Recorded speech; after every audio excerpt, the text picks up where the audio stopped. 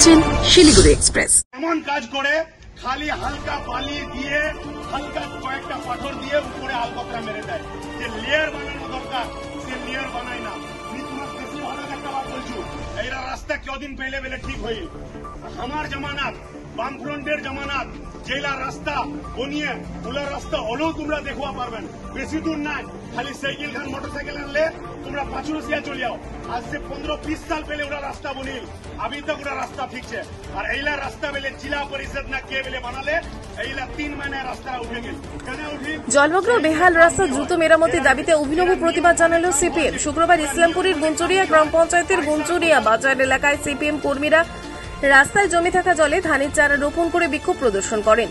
দলীয় সূত্রে জানা গেছে, ইসলামপুর বিধানসভার গ্রামীণ এলাকার রাস্তাঘাটে দুরবস্থা এবং নির্মাণের দাবিতে কর্মসূচি পালন করা হয়। সিপিএম নেতাদের অভিযোগ, গুঞ্জুরিয়া বাজার এলাকার রাস্তাটি অত্যন্ত গুরুত্বপূর্ণ, কারণ এটি পশ্চিমবঙ্গ বিহার উভয় রাজ্যের মানুষের জন্য সংযোগ স্থাপন করে। অথচ এই রাস্তায় হাঁটু পর্যন্ত জল জমে আছে। প্রায় 3 মাস আগে রাস্তা সংস্কার করা হলেও পিচের আস্তরণ উঠে গিয়েছে। এর ফলে প্রায়শই দুর্ঘটনা ঘটছে। বিক্ষোভ চলাকালীন সিপিএম নেতা স্বামী খান বলেন, ইসলামপুর ব্লকের গ্রামগঞ্জের রাস্তার অবস্থা খুবই খারাপ। যদি দ্রুত এই রাস্তাগুলি সংস্কার না করা হয় তবে আমরা বিডিও অফিস ঘেরাও করব। এই অভিনব প্রতিবাদ স্থানীয়দের দৃষ্টি আকর্ষণ করেছে এবং রাস্তা মেরামতের দাবিকে আরও জোরালো করেছে।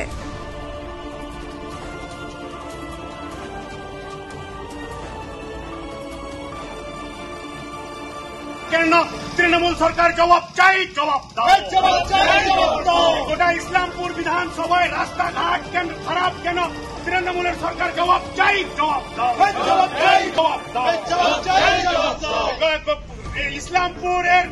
ইসলামপুর বিধানসভার প্রতিটি গ্রামগঞ্জের রাস্তা খারাপ কেন, প্রশাসন জবাব চাই, জবাব দাও। পঞ্চায়েত অফিস থেকে ঝিলঝিলি পর্যন্ত রাস্তা খারাপ কেন, মাটিকুন্ডার রাস্তা এখনো নির্মাণ হলো না কেন, তৃণমূল সরকার জবাব চাই, জবাব দাও। আলিপুর থেকে ওজাপুকুর হয়ে কালানাগিনের রাস্তা ভেঙে পড়ে আছে কেন, তৃণমূল সরকার জবাব চাই, জবাব দাও। রামগঞ্জ বাজারের রাস্তায় 1 বুক জল জমে আছে কেন, পুলিশ তৃণমূল সরকার জবাব চাই, জবাব দাও। বিধায়ক থেকে জেলা পরিষদ পঞ্চায়েত সমিতি মানব না। অবিলম্বে ইসলামপুর বিধানসভার সকল রাস্তাঘাট ঠিক করতে হবে। কুঞ্জুরিয়া গ্রাম, পাচুরসিয়া গ্রাম, আগুরসিয়া গ্রাম সহ ইসলামপুর বিধানসভার বিভিন্ন গ্রামে গঞ্জের রাস্তা খারাপ অবস্থায় আছে কেন, মমতা সরকার জবাব চাই, জবাব দাও।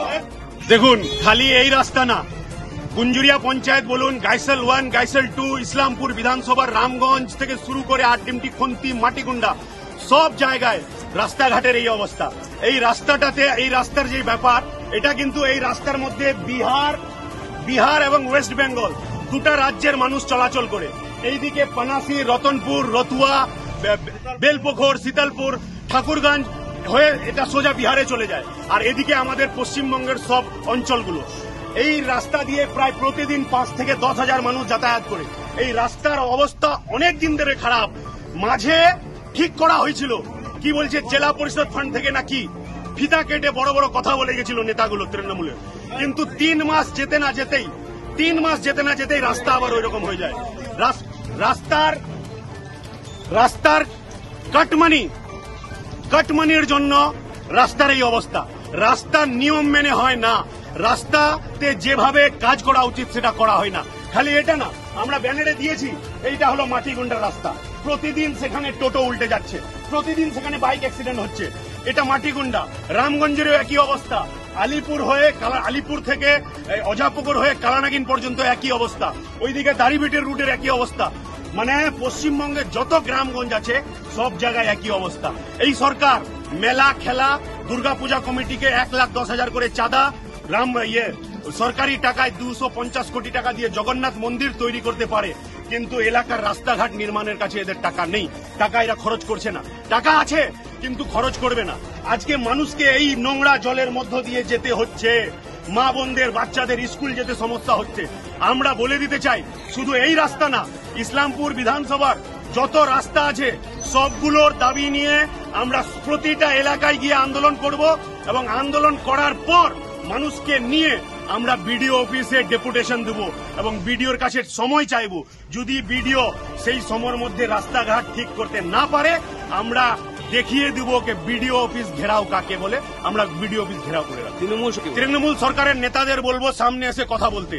চ্যালেঞ্জের সাথে বলছি, যেগুলো রাস্তা বামফ্রন্টের আমলে তৈরি হয়েছিল সেইগুলো রাস্তাও রিপেয়ারিং করতে পারে না।